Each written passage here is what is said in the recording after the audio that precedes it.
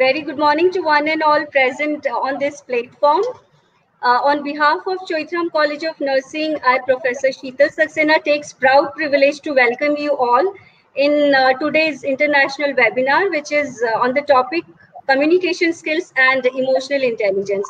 So friends, we all know that healthcare system is full of diversity. You have different cadres, you have units, departments. So you have to communicate effectively with all other cadres within your organization. So if we are combining emotional intelligence with communication skills, and it is very important to understand our own emotions and control our own emotions, and it is same time it is very important to understand the others emotions also.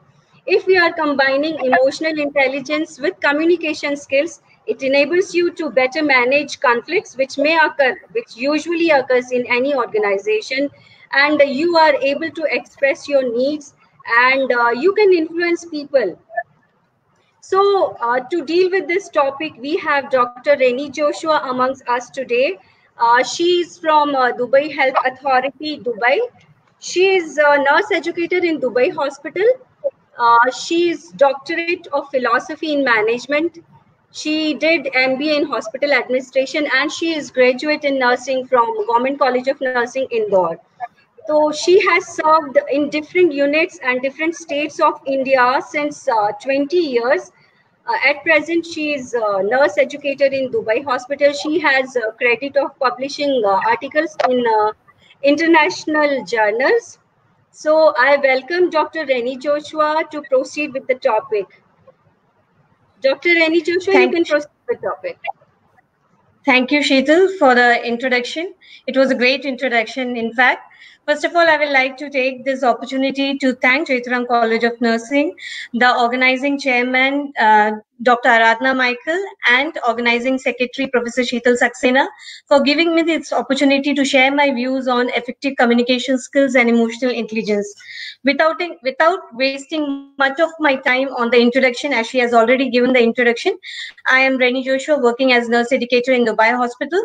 The objectives of my presentation here is to acquire knowledge on the key concepts and principles of communication, describe communication process and the elements, learn the methods in order to enhance your communication, define what is emotional intelligence and the importance of emotional intelligence. When we talk about communication, what comes first in your mind? What is communication? Is it just about an exchange of words, or is it about the language we use in communication? Not in fact, but if we go into a much deeper understanding, communication is about understanding human psychology. It is about understanding the emotions that goes behind the information that is being shared with us. Yeah.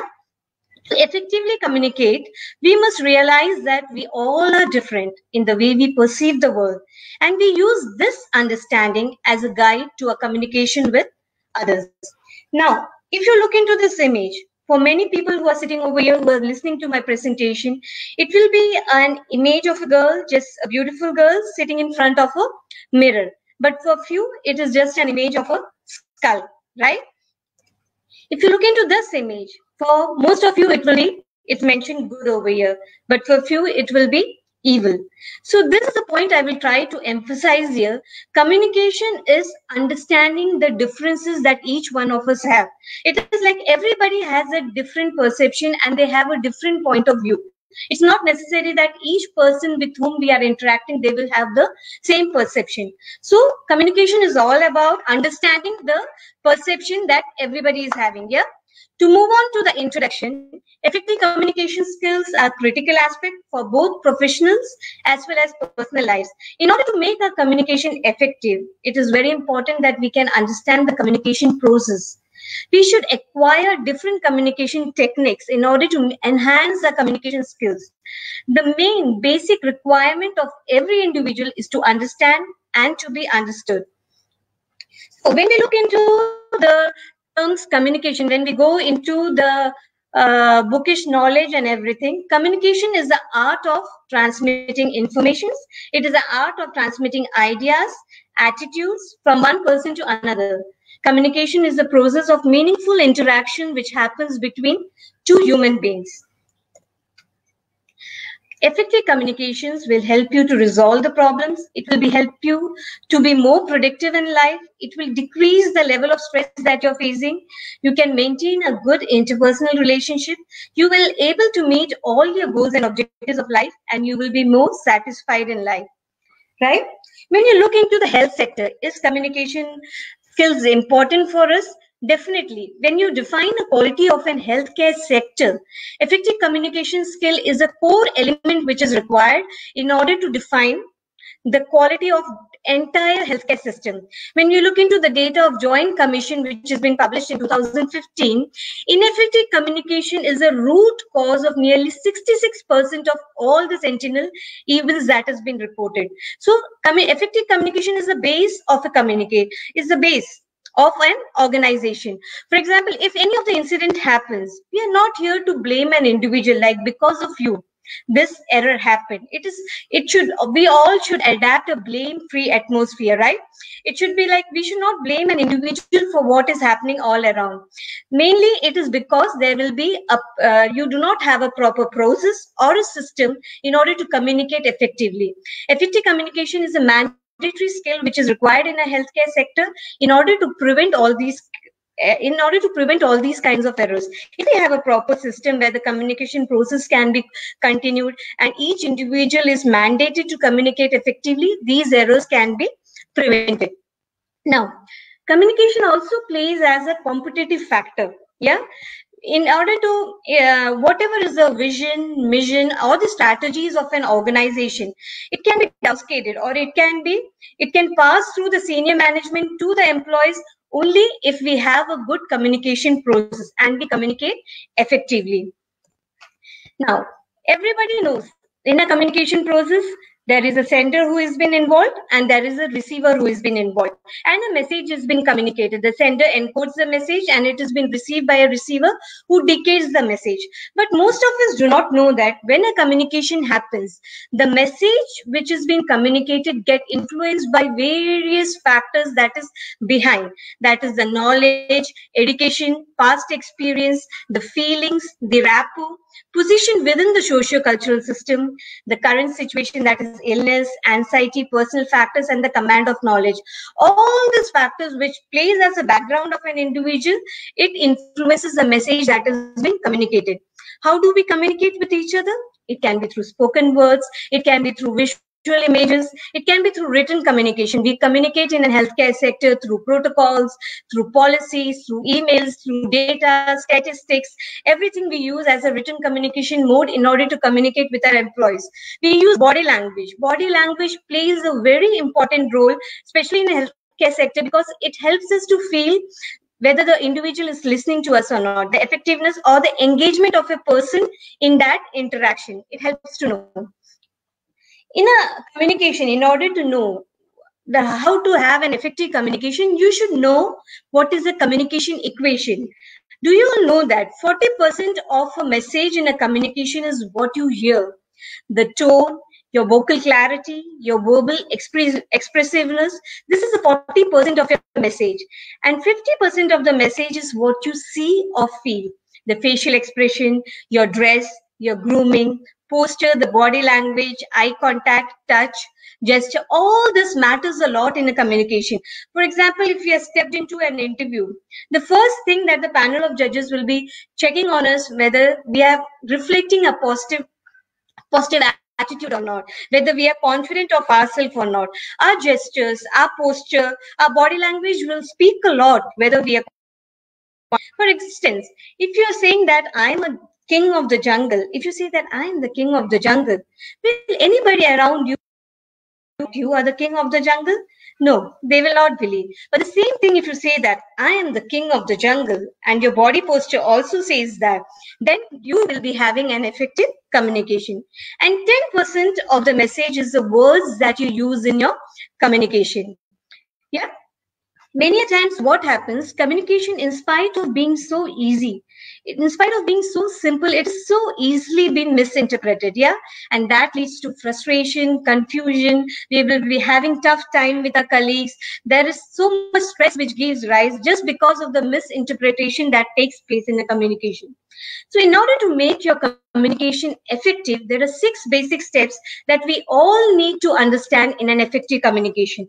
First, what are you speaking? What are the words that you're using? Does it matter? Definitely it matters. You need to know the purpose behind, like why the listeners need to listen to you. You need to acknowledge the time that they are giving to you. What are the words you are speaking is very important. I like to share with you all an example from a movie known as Sari Zameen Par. I definitely, you all must have seen that movie, in which Amir Khan is talking to a father who is very intolerant about his child's disability. His child was having a problem known as dyslexia, and he's not able to accept the fact that his child is having some kind of problem. So, in that, Amir Khan is sharing with him an example of a Solomon Island, an island where in the tribes in that island, if they want to clear the piece of land, they do not cut the trees. What they do is they gather round the trees every day and start abusing the tree. And gradually the tree shivers and it dries up. That is the power of the words, because words once leave our mouth, it cannot be retracted back. So you should always look into the factor like what are the words you are speaking in a communication. It matters a lot. Even if you want to be an individual who, as an effective leader, you have to see whether your communication is proper or not. Second thing is, you need to know that when you're given a chance to speak, you should just do not go and use the words and words, because you have to reflect this point that you have to acknowledge the time that others. Always remember a mnemonics known as KISS. Keep it simple and short. Always keep your communication, your words that you use simple and short, that others can understand effectively. Winston Churchill, who has been known for his speeches, he was once been asked to go and address the college crowd, the youngsters of the college. So once he was being asked, the first question that is asked is whether it is for 2 hours or is it for 20 minutes. If it is for 2 hours, he is right away ready to come and speak. But if it is for 20 minutes, he needs 2 days time to prepare his presentation. That is the power of economy of words that we use in communication.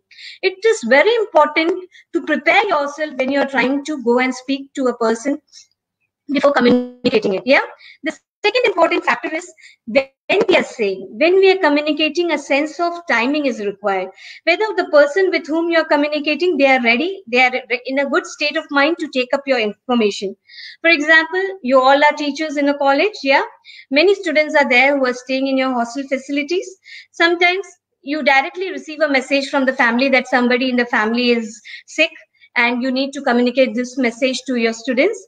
So in this case, when you are the person who is going to communicate this information with the student, you need to prepare yourself whether the student will be able to accept this information or not. What is the emotional state of mind? Other than that, you as an healthcare worker, many a times you are the one who will be disclosing the bad news to them. You are the one who will break the bad news to them. So you need to understand the emotional state of mind, what others are going through whenever you communicate. Fine.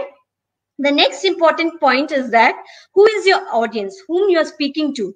We say that you should know the DNA of your audience. That is, with whom you are communicating, you should be well aware what is the knowledge, what is the background, everything about it.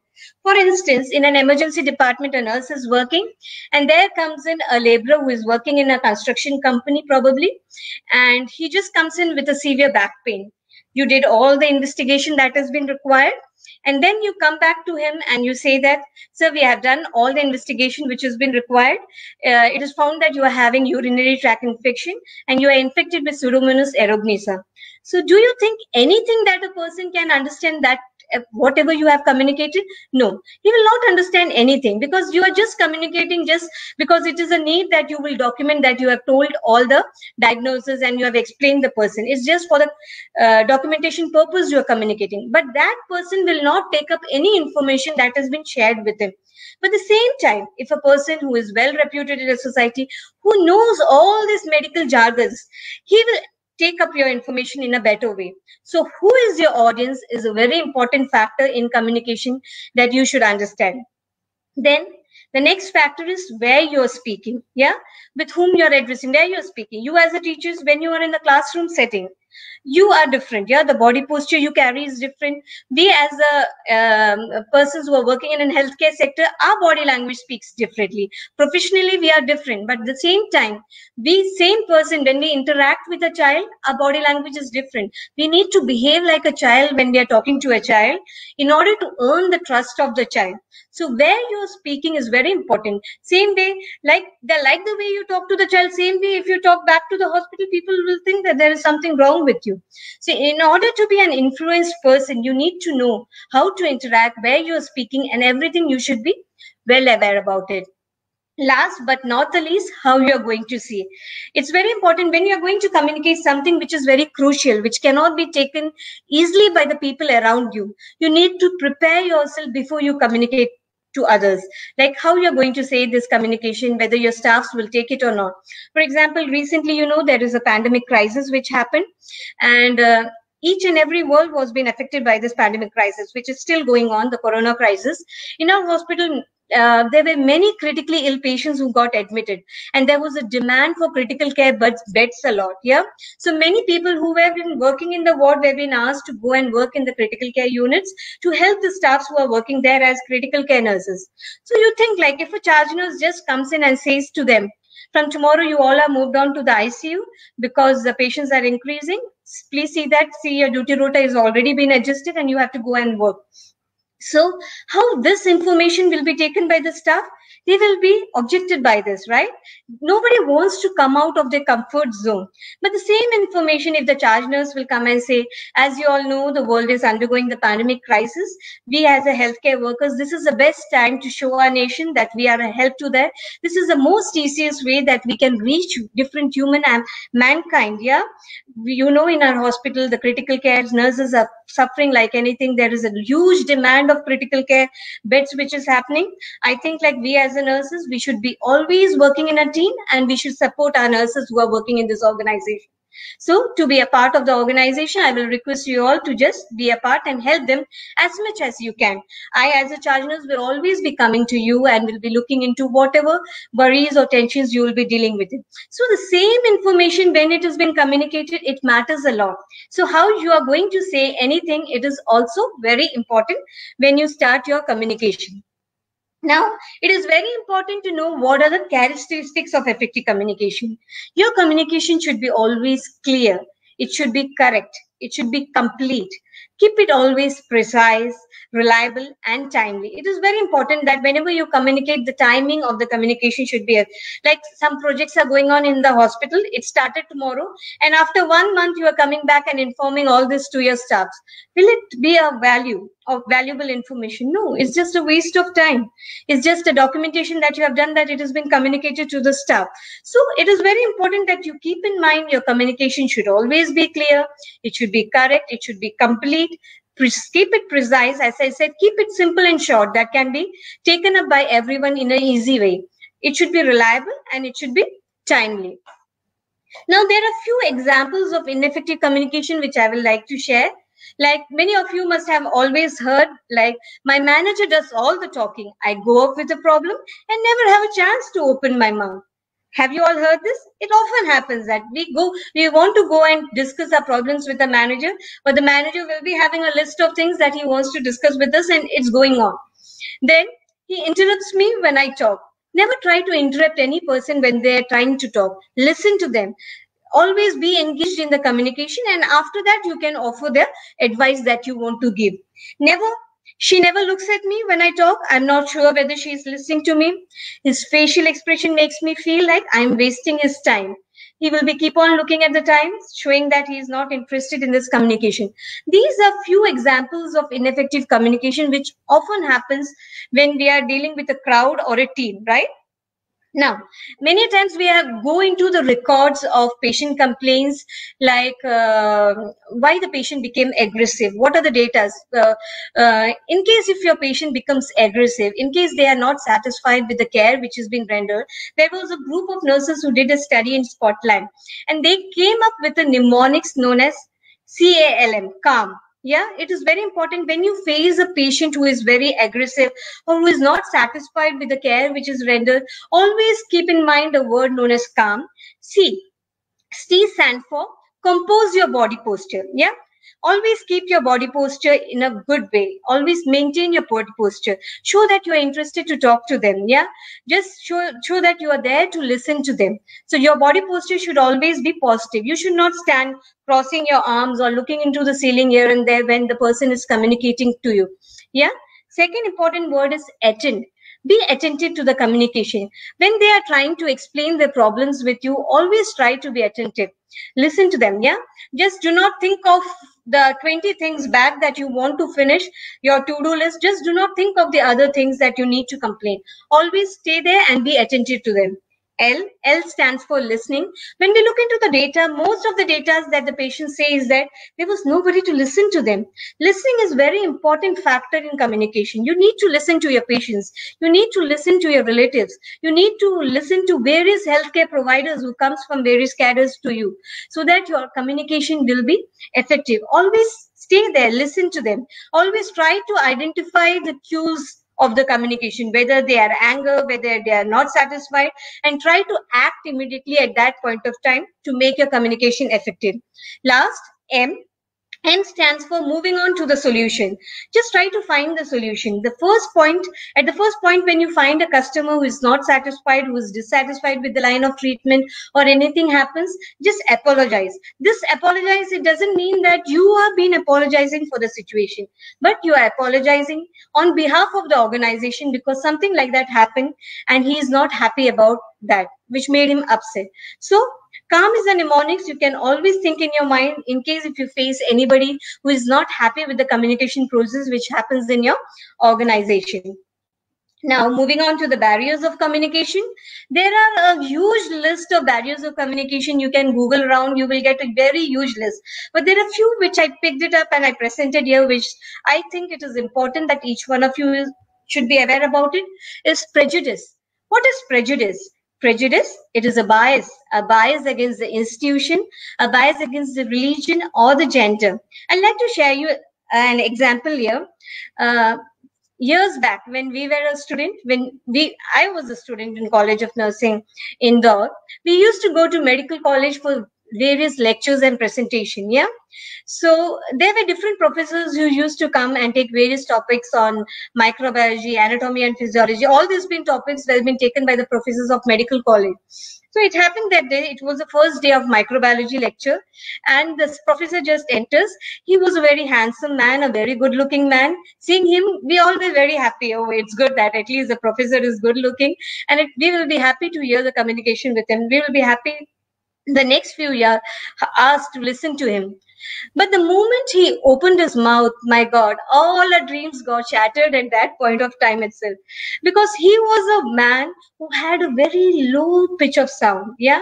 The entire class, he used to sit like this and he will look on the ground and he will speak. He never used to interact with the students. The entire presentation, that is for the 2 hours, he will just look on the ground and he will say it in a very low pitch. We all used to have to be so attentive in this class that we couldn't take any information that has been shared. Same time, we had a professor on anatomy and physiology, and she was a very old lady. Again, for the first time when we saw her, we again thought it will be just like a microbiology lecture, because again an old lady is coming and she will take another 2 hours and we all will be out of her control. Yeah. But the same lady had a very good sense of humor. She was a lady with a very good wealth of knowledge. The things that she taught us at that point of time, that is 20 years back, I can still retain it. I can still retain the way she explained each and everything in anatomy and physiology. That is important. Prejudice, it often creates, like even in the hospital, when the patient comes in, they prefer a male physiotherapist. They think like it is a hardcore job and a male physiotherapist will do a good job rather than a female physiotherapist. So this is known as prejudice. Okay. The second point is perception. Perception always creates a barrier in your mind. You should be always see that clear in your mind whether whatever you are perceiving is right or not. For example, you were on leave, yeah, a new staff just joins in your unit, and she's just there in the unit, and once you are back from the unit, you will start listening from everyone around, like, oh my god, this girl has just joined in when you were on leave. She is just she talks so disrespectfully. I'm not happy about her. She's master, she thinks she's out of the world.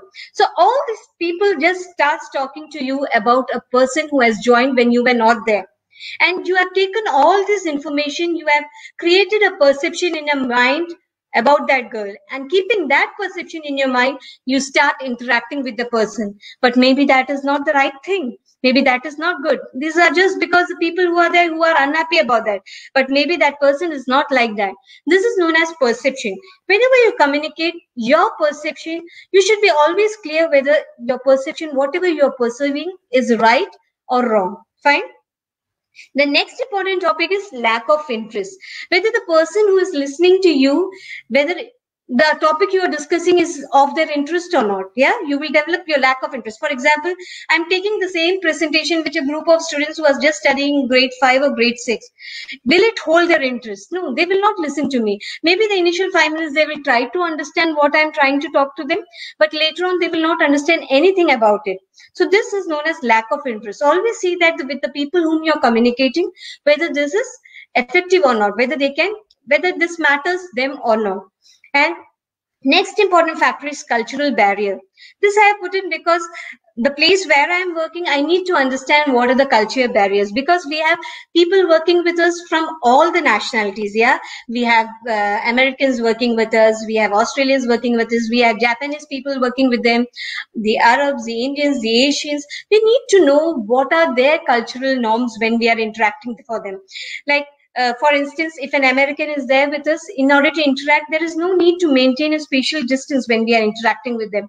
Right at the first time, they're ready to just hug us around and talk to us. But same thing when an Asian comes in, like an Indian or an Arab culture, it is not okay, like especially with opposite genders, it is not okay to just come closer to a person and just interact. In Japanese culture, it is disrespectful to sit cross the leg. Yeah, cross the leg, and we should never sit. They say that it is disrespectful.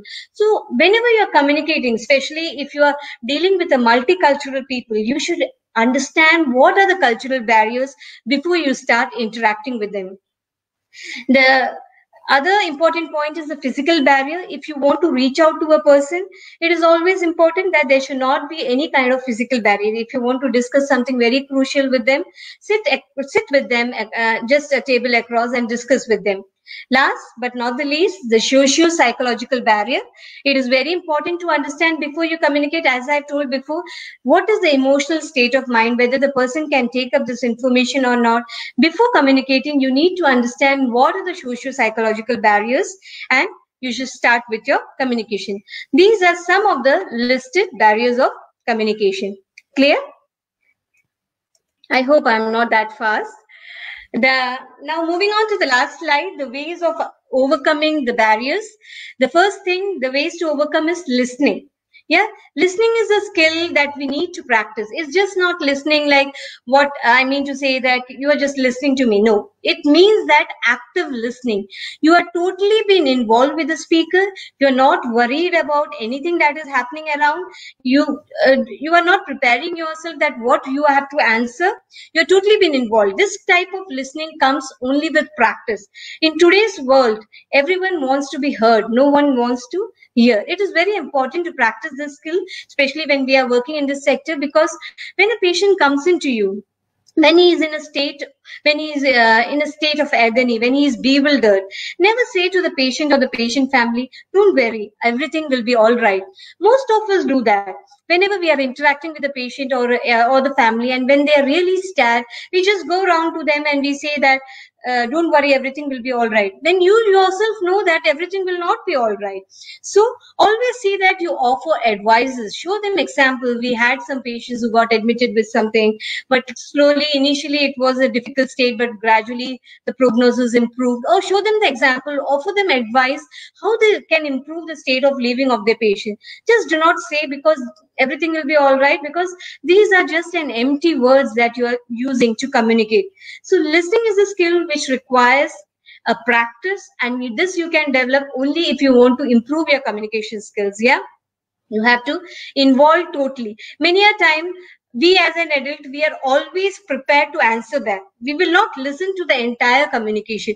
We are just ready with an answer. Here also, many of you are listening to me. Maybe half of the crowd may be forced to attend this webinar because you need to meet your CPDRs or something like that. So you are sitting, you have put your system on and you are roaming around, but maybe you are not actively listening to what I am saying. So this type of listening is different from the listening which I'm mentioning here. Yeah, to be actively involved with the speaker and understand what he is going to communicate with us. The second important point is empathy. What is empathy? Empathy is different from sympathy. You need to understand the emotions of others, what really they are going to. That is putting yourself in others' shoes and understanding what really they are going through it. Here again, I would like to share with you an example, a video, WhatsApp video. It was being circulated a lot a month ago. You all must have seen that. It was a video of a blind man. Yeah, he's sitting in a pavement, which is one of the busiest area. It will be near the railway station. There he's sitting with a can and a cardboard which stays blind on it. Yeah, he has mentioned that he's blind. He's holding the cardboard and he's sitting there with a can, and hardly anybody notices him. Hardly 1 or 2 coins find their way into the can, and nobody probably is bothered about what that blind man is doing there, and everybody is walking around. So it happens like a lady just passed by. She just walks ahead and she stops. Yeah. Then she comes back to the blind man, and this blind man is trying to figure out what is happening around him. These senses of this blind man are very sharp enough. He's trying to figure out who is standing in front of her. He's trying to smell the perfume of the lady. He's trying to figure out by touching her shoes who is this person in front of him and what she's doing. She's probably an advertiser. She just picks up the cardboard of the blind man and she starts writing something on the cardboard. Okay, then she gives it back to the blind man to hold it, and she just walks by. And after she leaves the place, it was just like a magic. He could hear the sounds of the coins just falling and falling. He could hear the jingling sounds of the coin. Yeah, and the blind man was just surprised. What just happened? Yeah. Then the day passes and the evening comes, and probably the advertiser is going back to home. This blind man could just relate that this is the same person who just passed by in the morning. So he runs to her. He just goes and asks the advertiser, "Hey, stop. What did you write in the morning in my cardboard? What did happen? It was just like a magic once you left." And she just picks up the cardboard once again and she reads it back to the blind man. And it was written, "It's a beautiful world and I cannot see it." So just by writing blind, it couldn't made it relate to anyone who was just passing by. But writing something like "it's a beautiful world and I cannot see it," it went into the heart of each people who were walking around. They could feel the state of the blind man. They could realize like what actually the blind man is going through it. So this is the difference between sympathy and empathy. Empathy is realizing what a person is going through. And you need to practice this skill a lot, yeah? Especially when you are in a healthcare sector, your clients, your patients, your customers are not an happy one. Yeah, they all are in pain and deep agony. Always see that you give some time to them, listen to them, empathize with them, understand that what they are going through it. There was a beautiful video which was there in YouTube. I would like to share it, but it will take the 5 minutes of time, so I didn't include this in my slide. But I would like to say that all of you, once you're free, just go to the YouTube and go to the video Empathy for Healthcare Workers. You will see a 5 minutes video which is beautifully been presented. You can understand where each and every person, whoever is working in the organization, the patients, the clients, everybody is going through a different state of mind. And if you understand the differences, if you hear what they are hearing, if you feel what they are saying, then it will definitely makes a difference in your communication. Yeah. So this is the one part of the presentation which I presented. That is the effective communication skills. Moving on to my next topic, that is emotional intelligence. Why do you think emotional intelligence is important for nurses? Do you think it is important? Yes, it is very important. Remember, most of your stress comes from the way you respond, not the way life is. Adjust your attitude and all that extra stress is gone. Have you ever thought in your life like why the people of average intelligence outperforms the people with highest level of intelligence majority of the time? We are today being judged by a new yardstick, not just how smart we are or by our training and expertise, but also how well we handle ourselves and each other. Yeah. Here I have mentioned few studies which is important in order to highlight like why emotional intelligence is important, especially in today's busiest world where everybody is busy performing, everybody is working for their IPPs, everybody is busy. Now it is not like years back we used to work in a healthcare sector where we were only worried about a patient care. Now we have to prove ourselves in all the arenas, yeah, that we are good enough, we are ready for our IPPs and everything. So occupational burnout, it is one among the professional hazards which has attracted a greater attention during the last few years. Occupational burnout is multifaceted phenomena caused by high levels of long-term stress in the career living, and a problem it is often been encountered by medical personnels. So why emotional intelligence is important? Emotional intelligence is a set of non-cognitive skills that enhances an individual's ability to successfully encounter all the environmental pressures, especially the occupational burnout. Medical persons who have high levels of emotional intelligence, they show more job satisfaction. They perform more successfully in relation to the patients and they undergo less occupational burnout.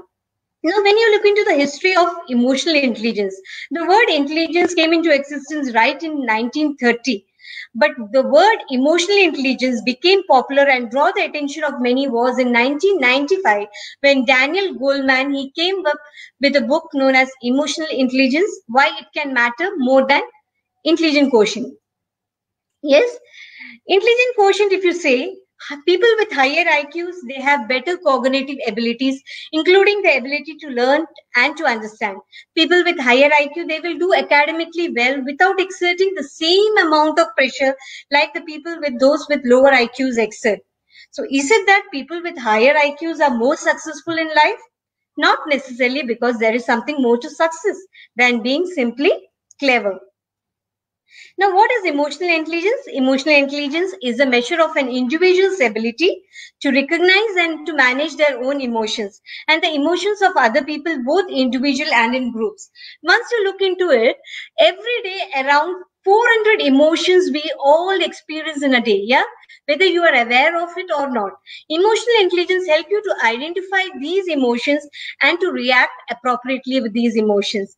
Like whatever happens around you, it goes into the brain. Yeah, for example, now you are listening to me, the signals just pass through your ears and it goes into the brain, it goes into the base of the brain, it goes across, the signals just pass across the brain, and then it gets transferred to the limbic system of the brain, from where these emotions are generated. Emotions are probably the drivers of our behavior. So it is very important that you yourself should be aware about what are the underlying emotions that you face, what triggers your emotions. Emotional intelligence is not about being nice all the time. It is not about being honest. It is all about being honest. Emotional intelligence is not about being touchy-feely. It is being aware of your feelings and those of others. It is not about being emotional. It is about being smart with your emotions. Fine. Now, is there any relationship between IQ and EQ? If I say there is no relationship between IQ and EQ, academic aptitude has no relation with how people handle others or deal with others. There will be people who are having high IQs. There will be people who are having high EQs also. There will be people who are having high IQs but low IQs, or it can be vice versa around. So mainly there is no relationship between IQs and EQs. We require both intelligent quotient as well as emotional intelligence in order to be successful in life. For example, if your IQ is high, you will probably find a job in a very good organization. But in order to get success in that organization, in order to get promotion, you will probably require emotional intelligence. That makes you different from others. Now, many people also get confused with personality trait. Personality trait with emotional intelligence. Is personality trait and emotional intelligence same? No, it is not. Personality trait is the set of preferences that an individual acquires right in the early phase of the life to approach this world.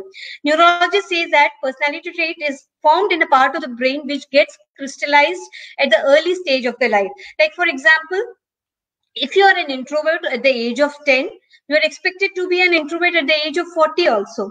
All emotional intelligence as well as a personality trait, they remain stable over lifetime. Whereas emotional intelligence, it is flexible and you can always work on it and develop your emotional intelligence. Fine. There are 4 areas that you need to look into emotional intelligence. What are they? Yeah. When you ask anybody, what makes a leader influential? For many, they will say that it is integrity. For some, they will say that it may be the motivating factor that the leaders give. But as per the author and a psychologist, Sherry Champel, she says that self-awareness is the key that makes a successful leader. It is about, that is what makes a leader different from others. So self-awareness is being emotionally aware about your feelings. You can do your accurate self-assessment. Always know, recognize what are the emotions that you're going through it. What makes you anger? What makes you feel relaxed? What is the emotions that you're going through it when something happens? When people, there was a research which was being done. 25 years of research in 17 different organizations was being done, and it said that people who can master crucial conversation, they are the one who are more influential in life. Yeah. So it is very necessary that you understand your emotions.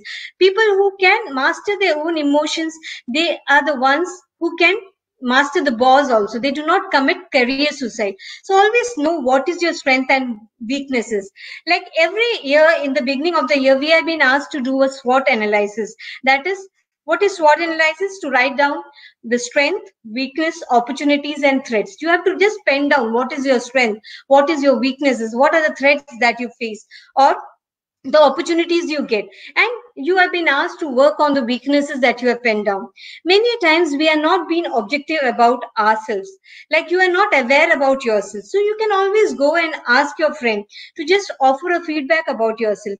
What are the things that you think like it is not desirable, it is undesirable, and what you think like it is not good in your behavior or anything? Take feedback from your friends, just write it down and just start working on it. Just do not be defensive about the feedback that you receive. Maybe that is right, because many a times you are not objective about your weaknesses. So always try to make a point on all your weaknesses and try to work on it. Then the last but not the least, always have self-confidence. Carry your self-confidence. Until and unless you are self-confident about yourself, you will not earn the trust of others. Yeah, no one will develop their trust in you unless they feel that you yourself is confident about yourself. So carry your self-confidence every time. The more you know who you are and what you want, less things will upset you. The second skill that you require is self-management. Always try to control your impulsive feelings. Just do not do.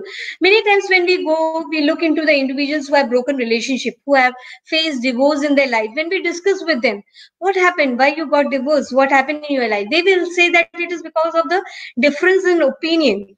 What difference in opinion? There are people, everybody has their own way in dealing a child in order to manage their finance. Everybody has their own way, but everybody do not end up in ending their relationship. It is very important that we need to understand the differences that each one of us is having. Every relationship are not the broken relationship. You need to understand what each other is facing through, what are the impulsive feelings that everybody is having, and try to work on it. Manage your emotions always in a healthy way. Be transparent. Take initiative in your workplace. Offer them ideas, new ideas. Just do not be a person like whatever work has been given to you, you will just do it and go. Always try to take initiative for a chance for an improvement. There is always a room for improvement in everything we do. Follow through your commitments. Adapt to the changing circumstances. Whatever circumstances we are facing, we need to adapt ourselves. Yeah, like today in this pandemic crisis, we all have adapted so many things. So many new things have happened. We started working from home. We have started these kinds of webinars in order to communicate, in order to have lectures, in order to meet the educational demands. We all have adapted to the changes. So it is very important that we do not follow our ritual ways in our life. We should always try to adapt to the changing atmosphere and try to make ourselves groom, right? Next is social awareness. As I said, it is very important that you should empathize with others, people around. Like, do not think like if you are the leader, you will be sitting here and bossing around everybody. No, you need to understand what your employees are going through it. What is their emotional state of mind? Try to understand the emotional cues, whether they are normal today, whether is there something that is bothering to them. Even your students, many students who are staying in the hostel, they may be having a tough time to adjust. Maybe there are seniors who are bullying them. Maybe you as a teacher, you need to understand whether the student is normal or not, whether they are going through any kind of bullying or anything like that. Understand the emotions, the needs, the concerns of other people. Pick up whatever the emotional cues they are giving, the feel, whether they are comfortable or not, and recognize the power dynamics in a group. Yeah, always try to recognize your organizational structure, the service orientation. Always be ready to take up the initiative and start working on it. Yeah, to be a team member. A very beautiful quote mentioned by Aristotle: anyone can become angry. That is easy. But to be angry with the right person, to the right degree, at the right time, for the right purpose, and in the right way, that is not easy. Right? Now, it is very important also that in order to grow, you have to manage your relation management skill also. Here, people, uh, you need to enhance your own skill also, and you need to handle others also well in a group. If you want to be an influential leaders, it is that you should have this relationship management skills. Every individual is different. Yeah, there will be people who get annoyed very fast. You have to manage them as a team. There will be people who is always, they will be like having a negative feeling with the change which is happening in the organization. They will be not ready to take up that. They will spread the negativity everyone. They will talk to other people, and they will try to demotivate everyone around them. They will be nagging regarding the organization every time. There are people there, but you as a leader, you as a person who is there in the organization to manage, you need to handle them. Maintain a good relationship. Always communicate clearly. Be transparent. Always try to inspire and influence others in the team. Work well in a team. Acknowledge everybody's differences that they're having, and always give them also the chance to talk and to offer the differences. And you have to talk. There is always a response. We say we either fight or we flight. Yeah. Normally we need to talk to each other, and we have to come across the differences that we are having and come to a common statement. Manage whatever conflicts that is there, and always be ready to be a change catalyst. You are the one to bring the change and to work for the progress of the organization. If you master all the skills, that is yours, you are self-aware about your emotions. You know what are the emotions that triggers it. You will be more successful in life. You need to self-manage yourself. Always see that many people, if they have a long-term stress, it affects them differently. Some people have GI problems. Some people have psoriasis. Some people gets migraine attacks. This long-term stress have chronic health problems also. It is very important that whenever you feel stressed, practice some things that makes your stress relief. Try to read a book which you will feel better. Try to go for a walk. Yeah, walk away from a crucial conversation when it happens. Practice deep breathing exercises, which will help you out. Whenever you are very tense or you are triggered with your emotions, just sit for a while and start deep breathing in. Practice a good sleep hygiene. It is very important. When we are awake, what happens? These toxins gets built up and they get attached to the neurons. Yeah. And when we sleep, these neurons are able to clear up all these toxins. When these toxins get built up in our brain, normally the brain is not able to generate new ideas. So whenever you feel tired from your work, whenever you feel that there is something which you need to be relaxed, just go away. Try to just relax, sit on your chair, relax for a while, so that your brain can start working once again. So these are some of the skills that you need to practice to be emotionally intelligent, to be successful in a life, right? Why you need to improve your intelligence? As I said, it is mainly to increase your team performance. It is mainly to improve the decision making, increase personal well-being. There will be reduced staff turnover if you are an emotionally intelligent leader. There will be decreased occupational stress, and there will be increased leadership ability. Working on your emotional intelligence could be one of the most important aspects of your personal development. Research shows that people with higher levels of emotional intelligence, they enjoy more satisfying and successful careers and relationships. Emotionally intelligent people, they are more self-aware regarding their strength and their limitations. They are more confident, they are optimistic, they are flexible, innovative, comfortable with the new ideas. Emotionally intelligent leaders, especially in the health, can influence employee retention. They give a good quality of patient care, and the patient outcome is more good enough. Now, a study which looked at the success and failures of 11 American presidents, they have mainly been assessed on 6 qualities: organization, communication, vision, political skills, cognitive style, and emotional intelligence. Results showed that emotional intelligence was a key quality that distinguished the successful from the unsuccessful one. At the last, before ending my session, I would like to ask you all a question. Yeah? You have to answer me. If you are in a meeting when a colleague takes a credit for the work that you have done, what you will do? Yeah? I would like to give you an option. Option A, you will immediately and publicly confront the colleague over the ownership of your work. Option B, after the meeting, you will take the colleague aside and tell her that you would appreciate in the future that she credits you when speaking about your work. Option C, nothing. It's not a good idea to embarrass your colleagues in public. Option D, after the colleague speaks, publicly you will thank her for referencing your work and you will give the group more specific details about what you're trying to accomplish. I'll request you all to write your answers in the side in the view comments. Yeah? The answer is option D. Public confrontations can be always ineffective, as they likely to cause your colleagues, they will become more defensive, and it shows a poor sportsmanship on your part. Yeah. Always publicly recognizing your own accomplishment in a non-threatening manner, it will disarm your colleague, and you will be put as in a good picture by your leaders and your line managers. So always see that you opt for a good and be emotionally intelligent in your workplace. Thank you. These are my references. If there are any queries, I will request you all to just write it down so that I can answer at the end. Thanks. Thank you so much, Dr. Reni Joshua, for nice explanation. You have explained about the emotional intelligence, EQ, IQ, along with communication skills. Now we open the session for the question answer. So participants or attendees are requested to write their queries in comment box.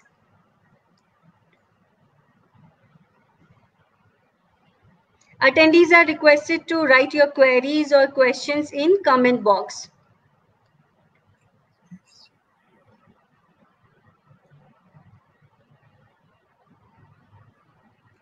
Yeah, we had one question earlier that was asked by Mangala Rohankar. She asked how to communicate with psychiatric patient. You can see on the screen. Now, if a patient is a psychiatric patient, they will have a certain emotional cues. You as a nurse, you need to identify what are these emotional cues. There will be some triggers that they are having, right?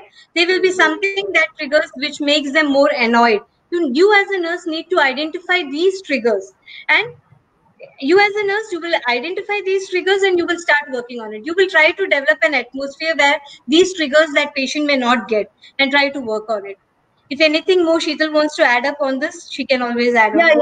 Yeah, I would like to say that, Mangala, being healthcare professionals, we learn to study the behavior needs of the psychiatric patient. So if we have been studied about the needs or expressions or behavior of psychiatric patient, we are much better. We are able to assess the psychiatric patient very well. Yes.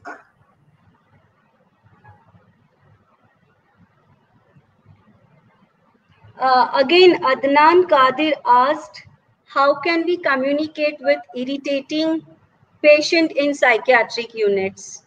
You can always communicate. You as Yeah. an healthcare worker, you have to be soft, you have to empathize. It is not that you are just there to take care of your patient. You have to understand the emotions, what they have undergone. They have just Yeah. not become psychiatric just for a reason. There will be a long-term stress that they have undergone. Yeah. You as a healthcare person, you have to understand why, what made the situation like this, why they are behaving like that, and try to be always having a controlled behavior. You can also, you are not supposed to interact with them in the same way as they are interacting. Maybe they are having a very difficult time. You as a person, just try to understand the emotions that these people are having, and try to take up this communication, and you can always work on it to make it effective. To effective with an unconscious patient, it is important, like these unconscious patients, we always say that their sixth sense is always aware. Yeah, they are awake. The last sense which goes off is the hearing sense. So whenever you as a healthcare professional, you are communicating, just try to be soft with them. Just do not deal them like a vegetative patient, like you are only there to finish your care and go back home.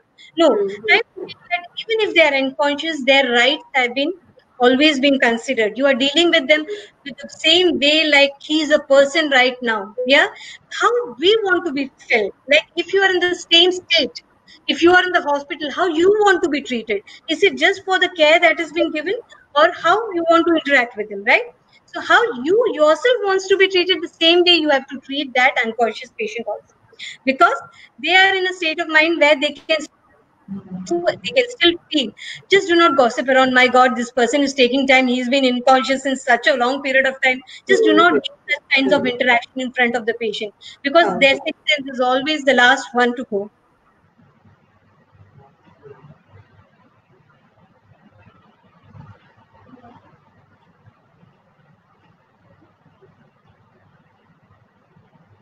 Yashish Arora has asked how to communicate with a specially abled means deaf person. So Yashish, you need to learn this sign language to understand the specially able person. Sheetal has answered, Yashish. Yeah.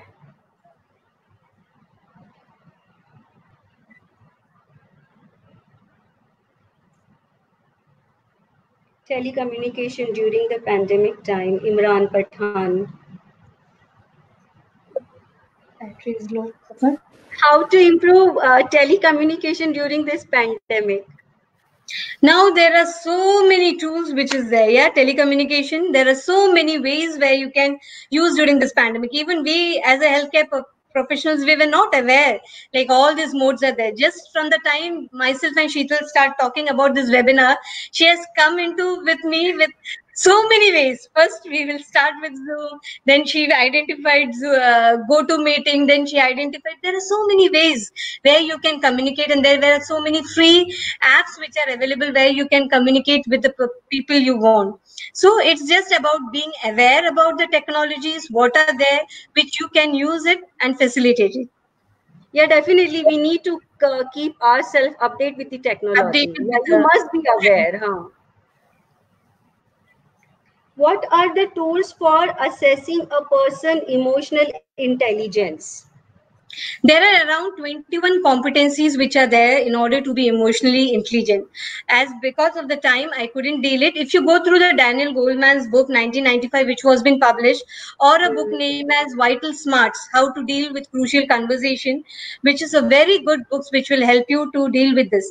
All there are 21 competencies which you need to develop yourself. There are skills which has been mentioned where you can develop yourself as an emotionally intelligent leader as a person. Yeah, there are a lot of data you can means you can take from the Google. You can, first of all, the first step is go and take your own test. How much Yeah. is the emotional intelligence Yes. score you are having, whether you are Yes. emotionally intelligent or not. Then start working Yes. on your weaknesses.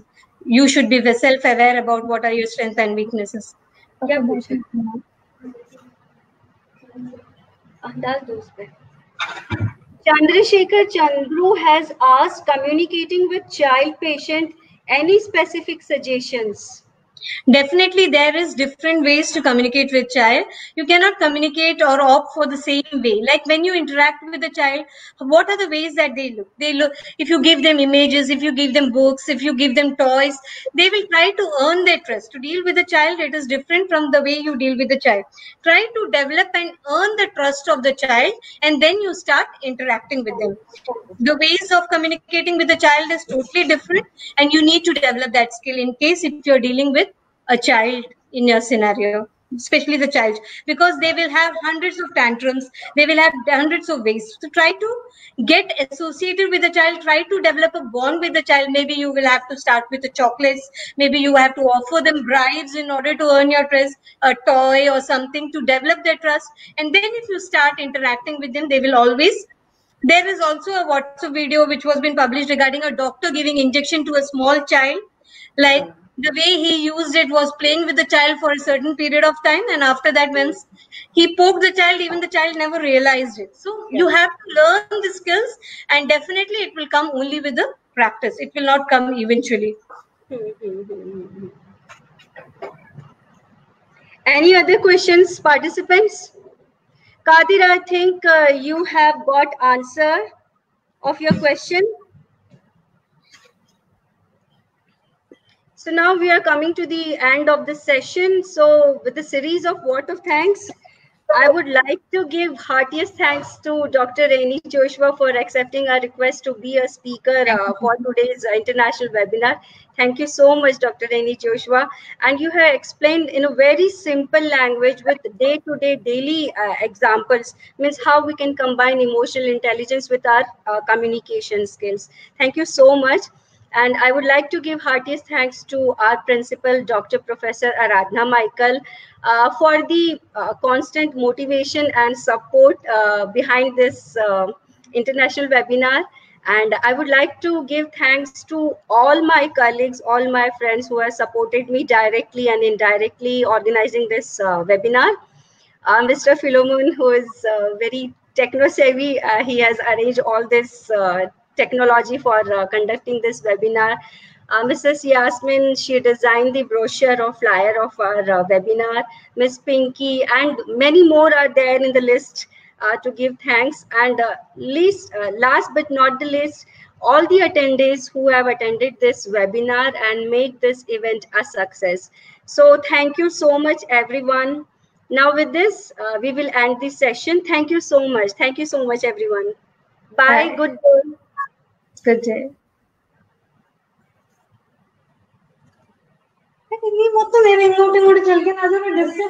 करो यार क्या मैं stop sharing.